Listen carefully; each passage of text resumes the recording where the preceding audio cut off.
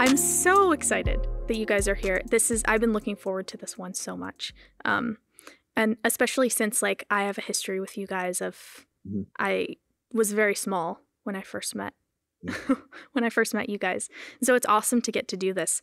And I'm also really excited because this is the first episode that we've done about where like the topic and the professionals we're talking to are in theater, which is really awesome. But I think before we get into that, I really want to just hear from you guys. Can you just introduce yourselves briefly and explain a little bit about how you got into the industry that you're in now? And how did you meet each other along the way? Because you are married. I'm Olivia Cowell. And I got into the industry actually through dance. I grew up as a classic ballet dancer, trained with Royal Academy of Dance, it's a UK-based classical ballet. And so at some point your body is like, either this can handle this or it can't. And I got to that point and I was like, you know what, maybe I should audition for a show. And I was in high school and I had some encouragement from my family. So I went and auditioned for a show and it was like, oh, I can be on stage and I can still dance and I can do all these other things and I can actually use my voice and I can be all these other things that I didn't know existed. And I don't have to, for me, have that rigidity that was necessary to be a classical ballerina.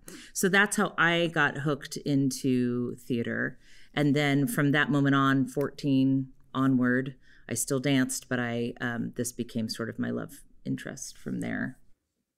I think there's kind of two avenues that landed me in theater, and it really started with Shakespeare. When I was 16 years old, I started reading Shakespeare, Hamlet, and everything else I could read from him, and just loved it. And then just also simultaneously going through live sound education, recording, school for recording, and started my own live sound company, and ended up on a whim one summer auditioning for Shakespeare because I loved Shakespeare so much. I auditioned for Napa Valley Shakespeare Festival and ended up getting, a one-line role, just really soldier. Which is so normal. Hold the spear. Yeah. Like exactly. That's normal. Yeah.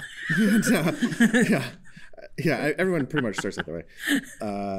And so, but then I loved it, and I was on stage, and I'm like, oh, there's actually like live audio involved with this, right? Because you have to mic the actors, and oh, there's sound design. What is that? And oh, you get to play cool music and choose music, and so that really opened up the world to me on what this theater experience is and how it fits in with me and my love of audio and my love of acting and theater and Shakespeare and all that. And it really just kind of blossomed after that, and just started taking classes at Napa Valley College, which is kind of where we met. That's how we met, which is hilarious because that's where we're both employed, is at Napa Valley College now. So it's like a full circle for us. But we met. Well, we met when I did a show at the college, excuse me, when I was in high school. Yeah. And you were in the tech booth doing the sound. Mm-hmm. And that's how we met. And we were just friendly and friends and dating other people, life.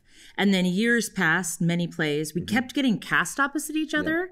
And for whatever reason, one of us couldn't do the play. So I was always like, no, all right. And so then we ended up doing a show. It was a 2-person show at a community theater that I was acting in, and you were doing the lighting design for. I was doing lighting and sound design. And we were both single at that moment. It was like kismet. And I look up at a ladder and I was like, how come Matt and I have never gone on a date? Like literally was the thought that went through my brain, and dropped massively heavy hints. And then you asked me out on a date. It was a very long time ago now. It was a very long time ago. 23 years, 2 years ago. 22 years yeah. ago. That's such a beautiful, beautiful story though. And I love that you brought up specifically like, it's so interesting that both of you got into theater partially as a result of something else, right? Mhm. Like you were in dance first and then found theater through that. You were doing live sound design and you loved reading Shakespeare and found theater through that. Because I think something that's really beautiful about theater and also about film, like as a film major too, I think this applies to both in different ways, of course. It makes use of so many different types of art. And I think that's so beautiful. So I think it's really cool that both of you found theater as a result of something else that you were interested in. Theater is such a holistic art form where you've got just the actors on stage is such a very small part of what goes on to get the actor on stage and to get the audience in front of them. And when I graduated from UC Berkeley, I got my undergrad in theater and performance studies, mostly focused on being an actor. I did a lot of sound design and stuff too, but that was kind of like old hat for me because I was doing it for so long and did so much sound design and recording engineering. And so you were a little older when you got into Berkeley, so you had almost a career beforehand. Yeah. And coming out of there, I really wanted to be an actor. And I went through their actor training program and it was time to apply to grad school. And I was doing all these auditions for MFA programs all over the country, and all my friends and classmates were getting great, into great schools and getting all these, really amazing opportunities, and these doors were not opening for me at all. And I remember distinctly two things. I remember praying about it a lot, and really asking, God to really let me know, open up these doors, whatever it is I'm supposed to do, really prepare the way for me for that. And at the same time, us having a conversation about, okay, what are we actually going to do? What do we want to do? Yeah. Where do we want to live? Yeah. What are we interested in? Do we want to, do I want to live a life as an actor and, always have that kind of undependable job prospects, or do we want to start a family? Right. And I knew as soon as I asked that question, I want to start a family. There's no way we can have a family. It'd be extremely hard. It's hard anyway. It'd be even harder to have a family when when we're depending on one or both of us to have acting as their sole income. It's tricky. There's so many amazingly talented people out there who can't do that. So I'm like, well, who am I? I'm not gonna. No. It all kind of lined up. We did a lot of praying, a lot of soul searching. I ended up going to San Francisco State for my master's in drama, and then you went to get yours. I went to Fuller Theological Seminary and got my master's degree in theology. So, but I really wanted to, and this really kind of dovetail into what we're talking about. I really wanted to explore the intersection of theology and theater and art and performing art. Mm-hmm. They didn't have really so much at Fuller. They didn't have so much of a way for me to study theater, so I studied film studies and theology. So I wrote my master's degree in theater and film studies. And I'm sorry, master's degree. I wrote the whole degree. My master's thesis on theology and film. So I always kind of have felt like there needs to be a place, for that. Before I dive more into this, can you both just describe what you do currently, like what your job is currently? Currently, I am the technical director for the Napa Valley College Performing Arts Center. That means I oversee all designers and all crew, all the budgets and the builds for all of our main stage productions. And the black box productions, so all of our theater productions and musical theater productions. So I make sure all of the lights and sound and set and special effects and even oversee costume department. Rentals. So all of that, I oversee all of that to make sure that the production, looks the way that the directors want it to look. It's safe. It comes in under budget, hopefully. And that it's up to kind of my standard of production value. Yeah, amazing. I have three hats I wear. I here at Napa Valley College, I am a faculty member in the theater arts department, and I get to teach a myriad of classes. And then I also am the marketing and sales coordinator for the Performing Arts Center. And then my third hat is I'm co-director of a nonprofit youth education children's theater called Cafeteria Kids Theater that I've been co-directing for 10 years. And we do in-school residencies in public and private schools throughout the entirety of Napa County. And I just looked right now, we're in 6. So we have teaching artists that go into schools. I go into schools. My co-director goes into schools. And Title I all the way through private schools. And it's always been a roller coaster, but it's so rewarding working with, I get to work with children all the way through adult and community members. I get the gamut. Yeah. And it's, I can never get bored in this job because it changes constantly, not only by like the nature of theater and that you open a show, you have all that, it closes, it moves on, you do something different, but also the nature of working with different schools, different students, different classrooms, get to be a touchstone sort of throughout the community. And you know, we moved back to a community that we both grew up in for a good amount of your life and teens. And for me, I was born here. To move away and come back and be able to really delve into the community and get to support it, doing what we love. We're always like, we get paid to do what we like. Mm-hmm. And we're very lucky. Very lucky. Because we know that's not always the norm. And so even when it's hard and tough, like all art can be, at the end of the day, we're getting to do what we love every single day. It's so incredible. And you must get to meet so many interesting and amazing people, too, because you're constantly working with so many different people. Both sides of that coin. Both sides of interesting.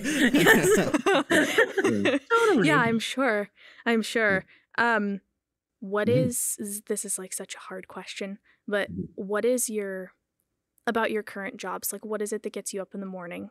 Like, if you had to narrow it down to like what you're most passionate about at the core of it? I mean, for me, it's always been about the students.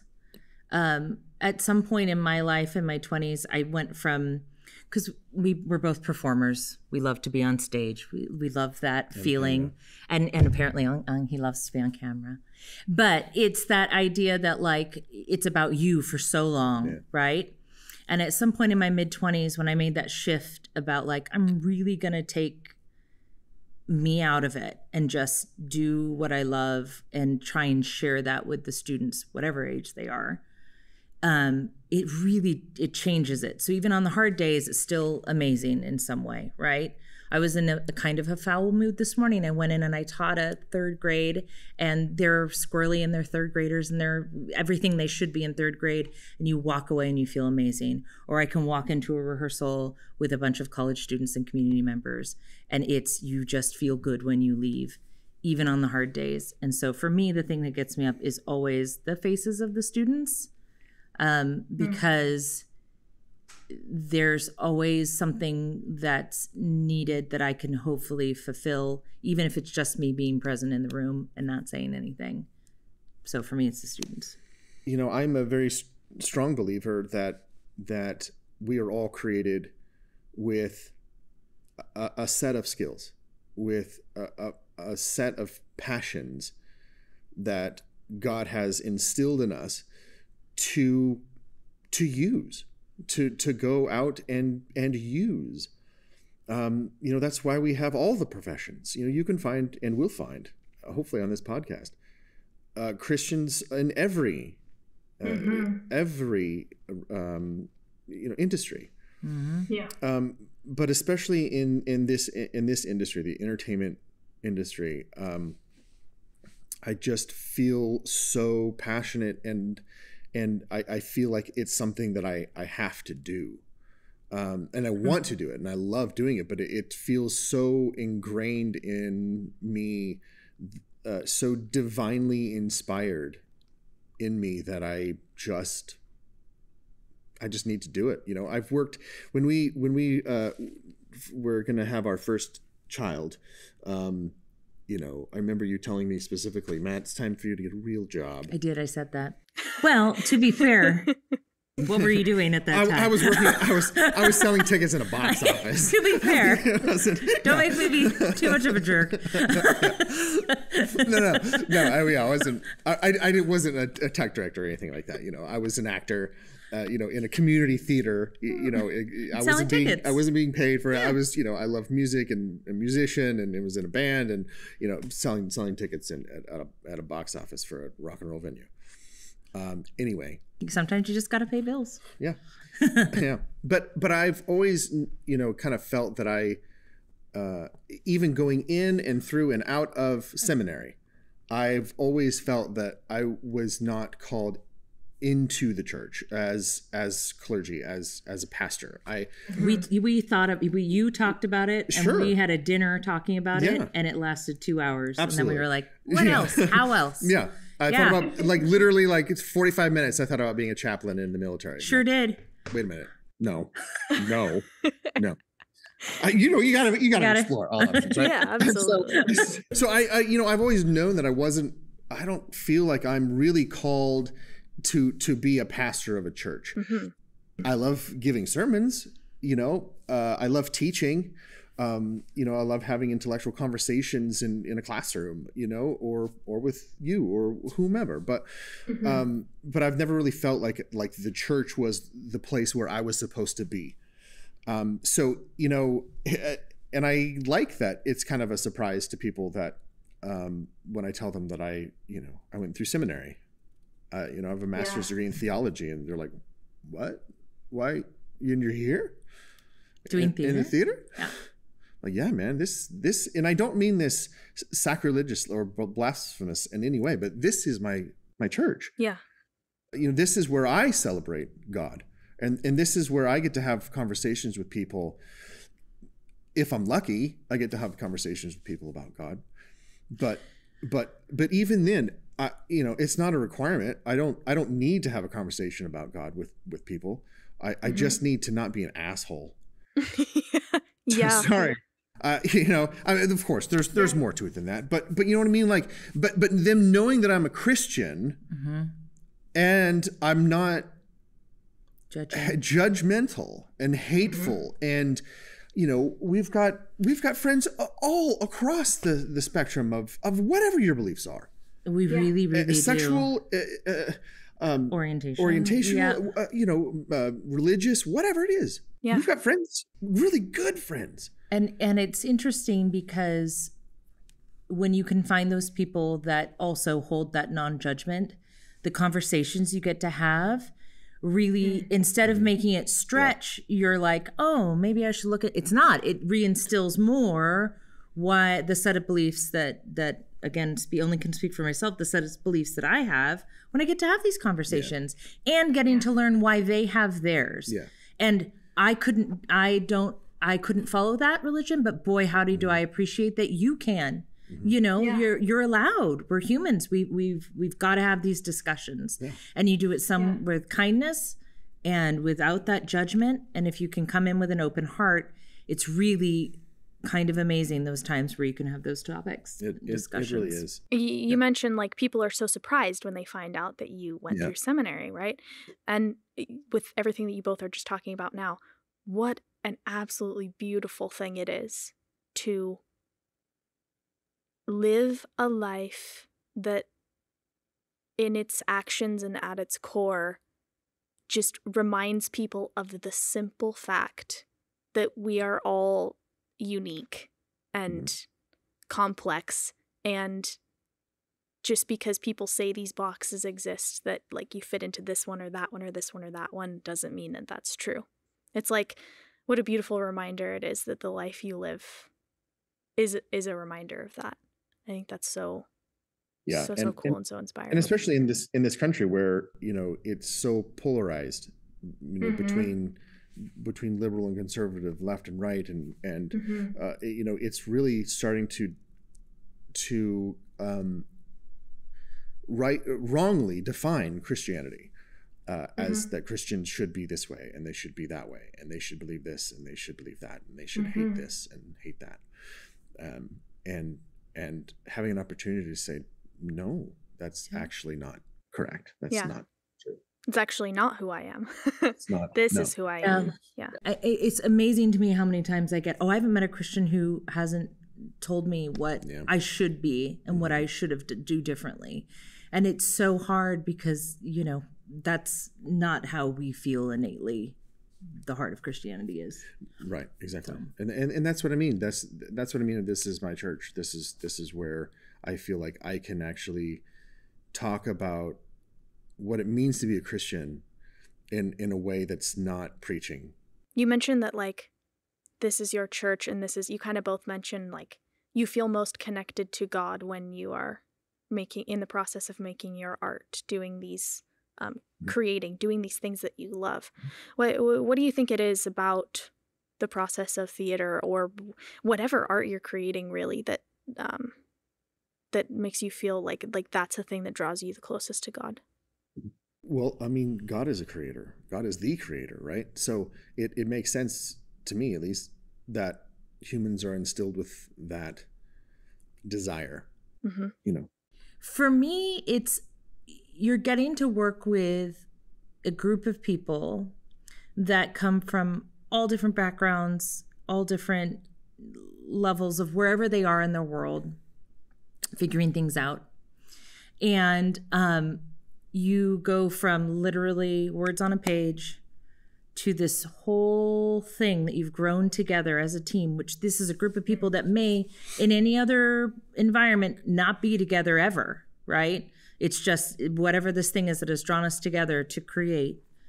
For me, it's always that. I'm realizing now really what that through line is for me. Like, it's about the students, it's about the people, it's about creating things, and it's about watching that growth. And for me, it's everybody's of all walks of life, everybody's of all experiences. There is no judgment. And in fact, if you have judgment, it's going to be very difficult for you to be able to do theater in a way that's fulfilling for you or for anybody else. Get that judgment out of here. And we're going to create this together as a team, as an ensemble, and we're going to trust each other. And you're going to leave all that other junk out of the room, whatever that is. And to me, I can always see God in that. Because bringing people together from all these different areas of the world life experience, wherever they are, a production team, world life experience, wherever they are, all of it, to create this whole, to me, that's where I see it. Yeah, absolutely. When you both have so much experience at this point, working in the places and doing the things that you do, what would you say the stories, like what types of stories are you most passionate about creating and sharing, like with an audience? What are the things in those stories that just like really hit home for you? I believe all artists, and I say this with the most warmest love supporting it, are all a little bit odd. And I am a little bit odd. We all are. We just are.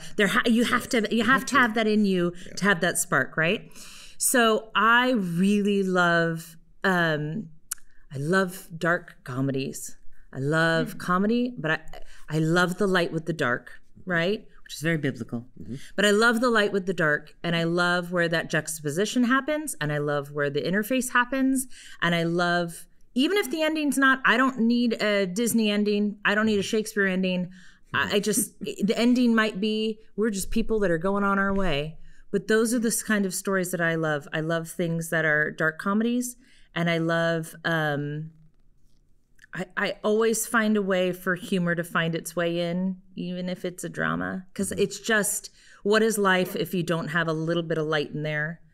So even in Hamlet, you can have some fun, you know? Yeah. Hamlet's hilarious. And Shakespeare. I love Shakespeare too. Yeah. So dark comedies and Shakespeare, that's my short answer. And musicals. I mean, I like it all. Go ahead, Matt. I've always been fascinated in the topic of what does it mean to be a human being, and he goes right there. Go ahead. I don't mean to be philosophical. Well, yeah, please do. I have no surface level. I only exist in the deep. So please.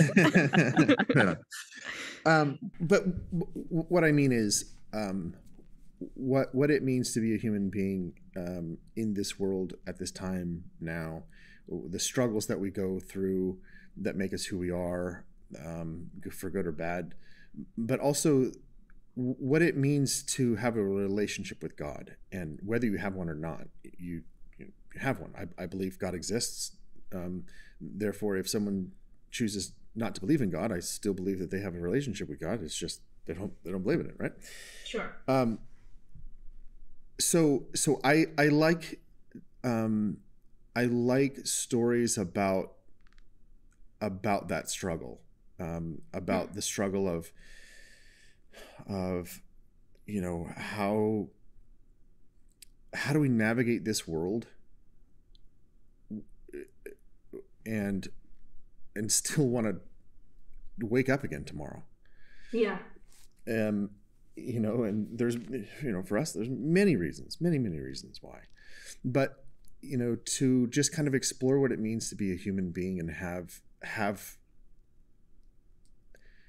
a way to navigate those feelings and those experiences, and, what comes at the end of the story. I don't know. To me, that's, I enjoy that part. I mean, that's why I like Shakespeare a lot, because it really deals with that kind of struggle and, the oppressed, and, that can get very overwhelming too. But that's, also why I love dark comedies as well. I have to ask, since you both work at the same place and end up working together on a lot of projects, and you're also in a marriage, what has that, if you're comfortable talking about it, what has that experience been like, figuring out like how you work together when you're creating, and has there been any challenges or anything like that?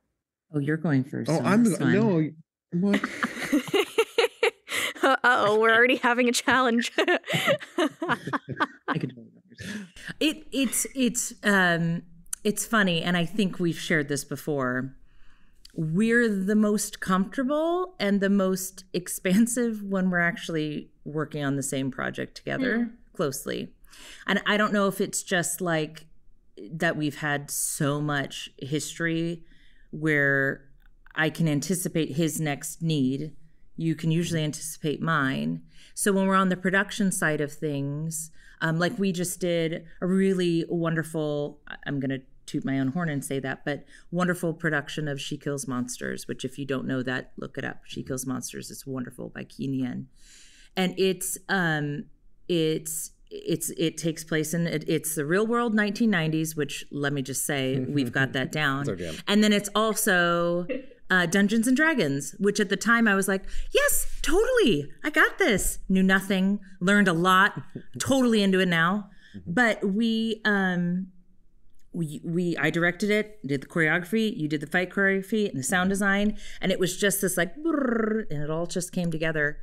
It's usually, for me, calmest when the production team includes you, if I'm in on it as well, just because of the immediacy and the clarity, and that we have a very shared vision often, just artistically, which we discovered early on as well. Just similar likes and dislikes. And when we don't work together, I learn a million things as well, right? You've got to have that. Yeah. But there's something very like, I know how I can create, and the comfort level is there. And we also stay in our own lane, right? Yeah. Like you got to stay in your lane. Like there are times where you're doing your thing and I'm doing, and that we are not going to. Some people, we had an actor who we got to the first weekend of performances who had no idea we were married. She just had no idea. And everyone was like, how did you not know? Just no idea, because you stay in your lane too. You do your job. Anyway, that's my answer. Yeah. I mean, we've done it since the very beginning of our relationship. And I was 19 when we started dating. Yeah. Yeah. And even before our relationship, like I only know her in and around the theater, like, and vice versa. It's a great point. Yeah. So it just makes sense. And it was just an easy transition for us to make. The fact that we get to work in the same place and in the same department is exceptionally convenient and lucky. Rare. And Yeah, we're it's aware. Amazing. And we're also aware that people think we're crazy that we're a married couple who also work together. I'm vastly aware of that. People tell me that, how do you work with your spouse? Why would you work with your spouse? How can you do that? I would kill him. No, I don't know. We've always done it. And we've just always been able to be connected with each other in our creativity. So when your job's your creativity. Right. It just makes sense. I think that does make a big difference, right? Because for people who that's not their job, and then that means all of a sudden, like for a lot of people, the majority of their job becomes getting through this job because I don't like this job. and then you add that other element of your spouse being there into it. I can see how that would cause issues. But I think like that's another thing where it's like, this is one of those things where it blows my mind that people in the church could condemn art, because the fact that you are able to create together and feel so close and connected when you're doing it and create such a beautiful product out of that relationship that you're like creating together, that is like such a huge blessing from God. It's massive. Enormous. And it's not lost on us. Like we're very aware how lucky this is. And even more so that our children are loving this industry as well. Whether they want to do it or not. Right now. Yeah. I would be fine if one of them wants to go and be a negotiator. Which before we were on this podcast, our daughter announced she literally said, our 9-year-old, that's a profession I'll need to learn more about when I'm older and looking at a career. So, fine. Great. You're going to take the skills that you have from being in the arts, and it's going to serve you no matter what you do. Because it adds a confidence level and creates a more whole person, I feel, if you're able to have some creativity inside of you as well. And that being able to be comfortable in vulnerability, because that's like, especially like for me, for the limited experience I have in like doing especially live production, it's like the first thing you learn is if you can't be comfortable being vulnerable, or even if you're uncomfortable to live with that discomfort, if you can't do that, you're going nowhere. Like that's like the first key. But that's like going to be so valuable in the rest of life, even if you go do other things. Just getting up in front of other people and speaking in front of other people. That's what's so great about theater, is that it teaches you to do that. Like, just take a theater class and just you'll be just a little bit more comfortable speaking in front of your your work colleagues. But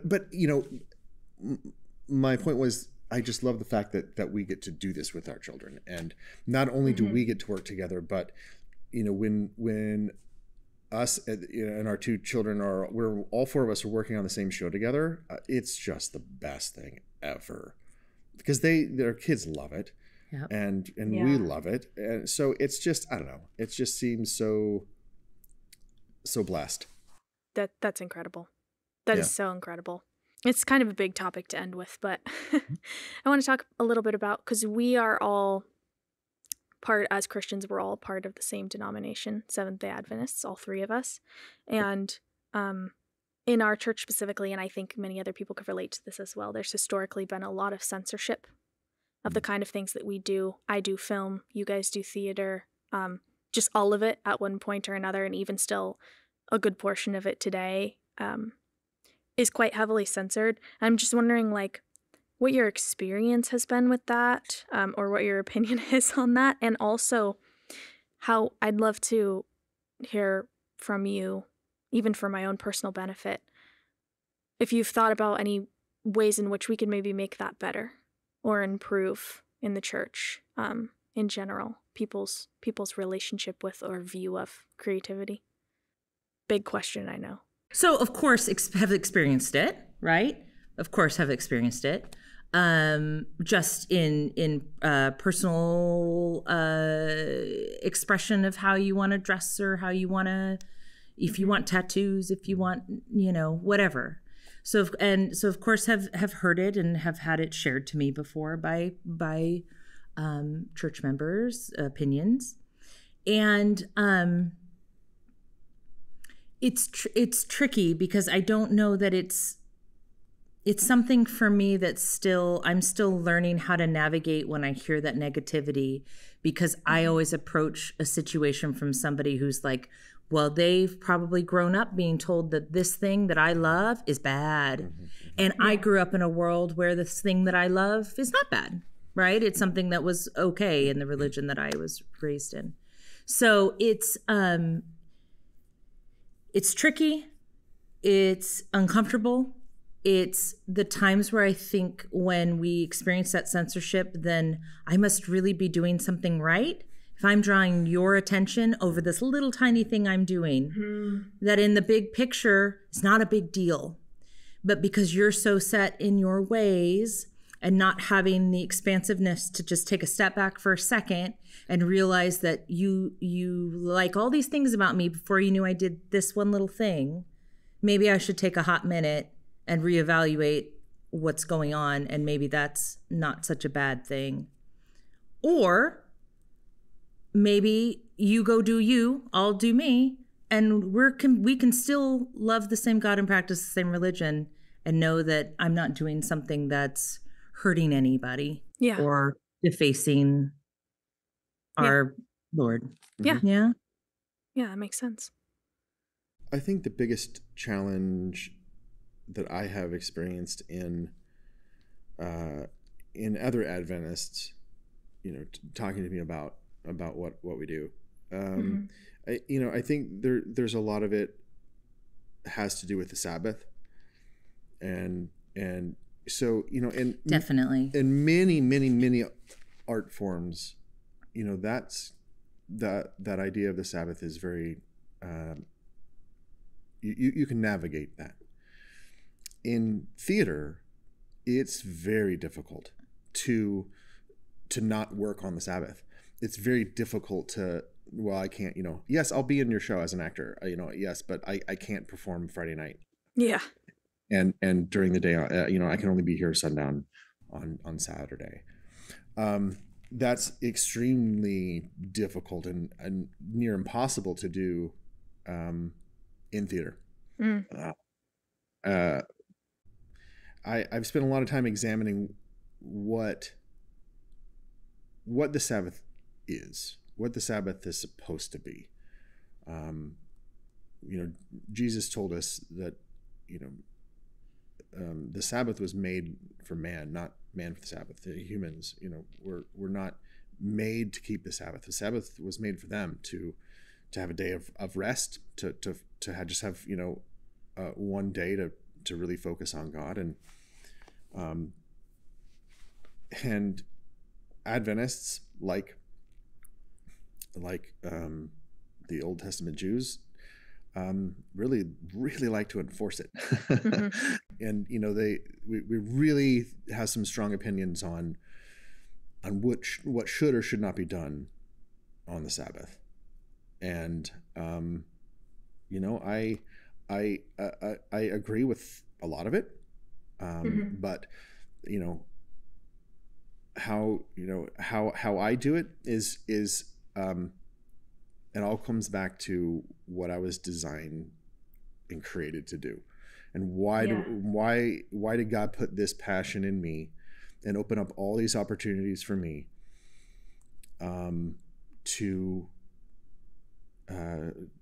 which is why I'm here, and I can still honor God, I can still glorify God, I can still worship Him, even when I'm at work here on Saturday afternoon, Saturday morning. Sometimes I'll go play drums for church. Many times I'll go play drums for church on Sabbath morning, and then I'll come right to work. It's just the nature of this. And but you know what? It comes down to this. That's between me and God. That's between us. That's me and Him. That's it. So other people might have and do have very strong feelings about that. How other Adventists would be like, no, I can't. You can't do that on the Sabbath. I'm like, yeah, actually you can. You can have a relationship with God. My relationship with God is a lot stronger than than the laws of the Sabbath. Yeah. And and also I think it's a good reminder of like, we so often just take for granted and automatically assume that a lot of things in life are black and white or a lot more simple than they are. But that leads to like, well, here's an easy checklist of like how this works, and this is how it works for everyone. And so I'm really glad that you're sharing your personal journey with this. Yeah. And for some people that works. Yeah. They need that black and white to feel like they can make the connection. Some of us exist in the gray areas. And a lot of the time those artists, self-professed weirdos, are going to live in the gray sometimes. Yeah. I was going to end on that. I have one more question. If you had a young person, maybe my age or slightly younger, like high school, college age, come to you and be like, hey, I've grown up in the church. I've grown up being told all these things. I don't have a fabulous support system when it comes to wanting to make art, but I feel so called, even called by God, to make art and spend the majority of my life and my energy doing that. But I'm really scared. What would you say to that person? I have been asked that question. Oh, good. A few things. God is love. If there's anything that I am told that questions that, or if makes it look like God is anything other than God is love, then that can't be right. Number two, what really makes me saved? That is believing in God, believing that Jesus is the Son of God, and that he died for all of our sins and was resurrected, and that my sins are forgiven because of what Christ did on the cross and his resurrection. That's what I have to believe in order to have eternal life. That is it. It is not all these other things. It is not the fact that I have to go to church on Sabbath. That's not biblical. It nowhere says I have to go to church on Sabbath. Yeah. It does not say that. Me working on the Sabbath, nothing to do with it. Me believing in, me believing that what happens to us after we die. Do we go right to heaven? Are we asleep? What happens? Are there people who actually go to hell? What happens? That doesn't matter. None of that matters. None of that has to do with your salvation. The only thing that you need to believe in to be a saved Christian are those three things. You believe in God, that Jesus is the Son of God, and that he died for our sins and was raised again. That's it. That's all the criteria that is detailed ad infinitum in the Bible. Everything you do outside of that is between you and God. That's between your walk with God. I'm not going to tell you, and I don't, and I won't, what's right or what you should or shouldn't do because you are a Christian. Because I tell you what, if you believe in those three things and you believe that God is love, then everything else is going to fall in line. You're not going to be a judgmental ass. You're not going to condemn other people for what they believe in or how they live their life or what they do. That's not even a part of it. Yeah. Because that's between me and God. So do the art that God has inspired you to do. You were created for a reason. You know what that is. And if you don't, go out and find it. Try lots of things. Try it all. Don't be destructive. Don't harm yourself. Don't harm other people. But if you have a passion for something, follow it. pray, keep God close to you, stay close to him, because he's going to open those doors for you. He's going to present those options to you. He's going to walk you through it.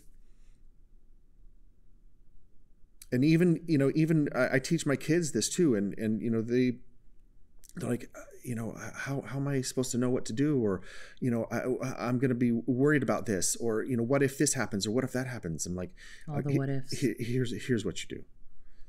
You ask God to prepare your way. To God to go out in front of you, prepare the way in front of you. No matter what happens and comes your way, you know that God is going to be with you there with it for you. Supporting you know that God is going to be there with you for it. Amen. Your turn. Would you like to follow me? You made it super easy. Right. Mine is not as theologically dense. I have found most of the time when people ask me those questions, I don't need to say a lot. And I have found that the more I say, oh man, I totally have been there. Tell me what you need. Tell me what you need. And a lot of the time, they just need to tell me. Yeah. And a lot of the time, I'm not saying much of anything.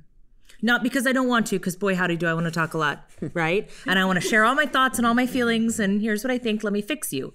That's not appropriate. You have it inside of you. This spark has been put there for a reason. It's inside of you. Explore it. And like Matt said, if you are a person of faith, keep that faith right there in front of you, because you're going to experience things and you're going to meet people and you're going to get a crash course in humanity, picking to do a creative field, maybe more than others. And not all of it's pretty. Yeah. And that's the world, right? And so usually I listen and I just say that spark's there for a reason. Explore it a little bit. It doesn't mean you have to do it forever. It doesn't mean you have to do it for your occupation. It can always be something that you do and have a touchstone with, but you can go and you can be doing this other thing for your job that pays the bills, and that's okay. What we do, we know we've made work, and we've always, I feel like we sit from a position of a lot of luck and a lot of hard work and a lot of hard work in the faith, in the marriage, in the job, in the career. So we're sitting from a place of like, just try it. It'll all work out great. You'll meet your spouse. You'll have a great life. Everything's wonderful. That's not how it works. This is real life. Like, it's been hard, right? We've just taken it slow and done it step by step. And the spark has always been there. And the faith has always been there. And keeping those things kind of aligned, checking in, lots of praying. We pray about every big decision we make for each other, for what we want to do with our time in our life. And it's hard sometimes, especially if you're in the creative field, especially if you're in the performance creative field. Sometimes you can feel that spotlight and you have this offer to do this thing, and boy, that sounds great. It's all about me and I want to feel this way. And you have to do a check-in. But is that what I should be doing? Is that the thing that this little spark that was put there that I should be doing? And you'll realign. You listen to that answer and you'll realign. Yeah. Boy, when I was in high school, like I was gonna be a rock star. Man, I would you should see the pictures. I had a long hair. I played guitar for a little bit, but I was a drummer. I'm a drummer. I things change. Follow your passions, yes, but be open to them changing and God putting that spark in there, yes, but that spark may grow into something else that you might be passionate for, that you may not even know yet. But just keep in tune with God. Yeah, and when you make that choice too, when you're struggling with those decisions or things like that, not knowing what to do, and you make that choice, like you said, you were telling your children to ask God to lay the path before you. I think also in that you kind of have to be prepared for the path to take some turns that you weren't necessarily. And that path will be bumpy. It's gonna be. And that's why that faith is ever more important. that's just our life. That's just being a human. Life. Yeah, absolutely. I'm so unbelievably inspired by you both, and I'm just so grateful that you were willing to come on and talk with me. Take a little time and talk with me today. So thank you so much for Happy doing to. that. Very well.